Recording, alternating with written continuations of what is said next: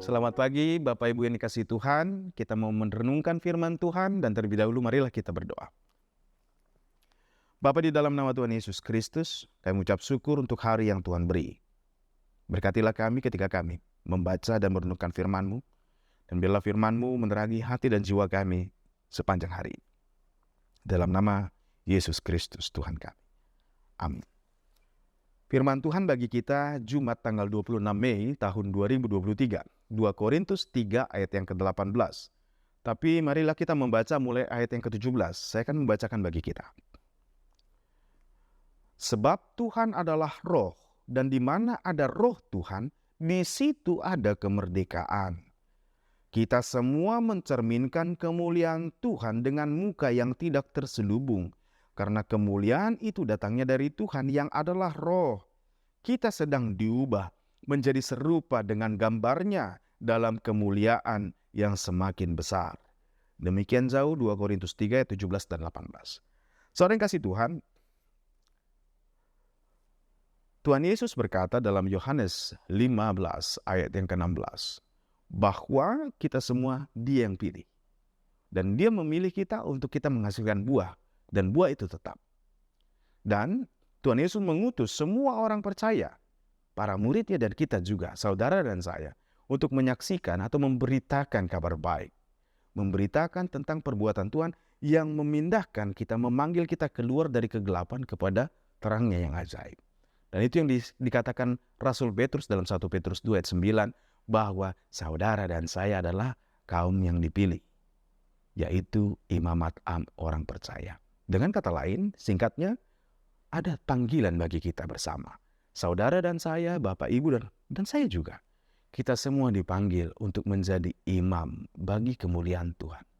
Lewat hidup kita, kita mau menyatakan kemuliaan Tuhan dengan tanpa malu, dengan tanpa selubung. Kalau imam dulu disebut sebagai imam yang mengantarai antara Tuhan dan manusia, mereka harus menutup kepalanya dengan selubung. Dan itulah karena apa? Karena wajah dosa, kejahatan, dan keburukan manusia tidak bisa ditampakkan untuk menyatakan kemuliaan Tuhan. Tapi puji nama Tuhan, kita adalah pelayan-pelayan perjanjian baru yang diikat dengan darah Kristus yang membasuh segala dosa dan kejahatan kita. Kita dengan keberadaan kita apapun itu, sesungguhnya kita adalah yang mau menyatakan kemuliaan Tuhan dalam hidup kita. Tapi pendeta, mungkin kita bertanya, tapi saya ini orang susah. Saya ini orang yang gak benar-benar banget.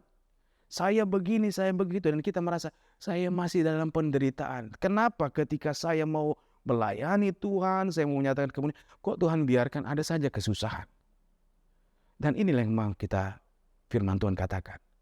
Roh Tuhan kuncinya. Di mana ada roh Tuhan, di situ ada kemerdekaan. Sekalipun dalam kesusahan, kita tetap merdeka untuk menyatakan kemuliaan Tuhan. Sekalipun dalam penderitaan, dalam keterbatasan kita, kita juga tahu bahwa kuasa roh Tuhan tidak terbatas. Seperti kata Paulus dalam 2 Korintus 12, justru dalam kelemahanku lah nyata kekuasaan Tuhan, kekuatan Tuhan. Bapak yang besar dikasihi Tuhan, banyak hal boleh kita alami dalam kehidupan kita. Tapi kita nggak boleh lupakan bahwa Tuhan panggil kita, pilih kita menjadi pelayan-pelayan perjanjian yang baru, yang mau menyatakan kemuliaan Kristus. Adakah yang sempurna? Belum. Tapi kita sedang menuju ke sana. Sehingga dalam kehidupan kita, mungkin derita datang, susah datang. Adalah dalam rangka kita menuju ke gambar yang sempurna. Seperti Kristus. Oleh karena itu, di minggu-minggu ini, apalagi kita menjelang Minggu Pentakosta, peringatan akan turunnya Roh Kudus.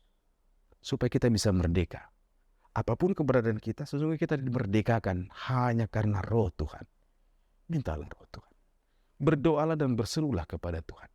Supaya Roh Kudus menuntun dan memampukan kita. Dalam semua keberadaan kita, kita mampu untuk menyatakan kemuliaan Tuhan. Karena kita adalah pelayan-pelayan perjanjian baru. Tuhan tidak bergantung kepada kita, tapi kita bergantung untuk mampu hanya karena Tuhan yang memampukan kita. Dan kuncinya adalah roh Tuhan. Oleh karena itu, Bapak Ibu yang sudah dikasih Tuhan, penderitaanmu, kesusahanmu, keterbatasanmu, keterbatasan saya, kelemahan kita bukan menjadi alasan bagi kita untuk tidak menyatakan kemuliaan Tuhan yang telah menebus kita.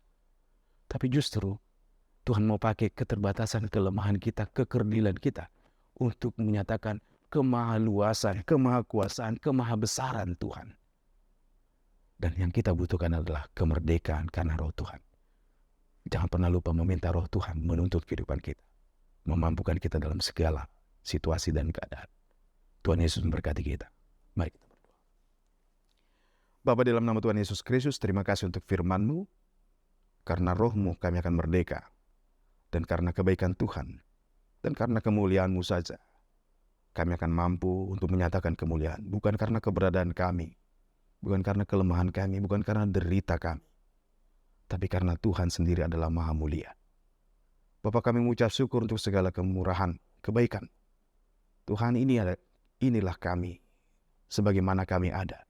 Dan kami percaya bahwa roh-Mu yang akan memampukan kami.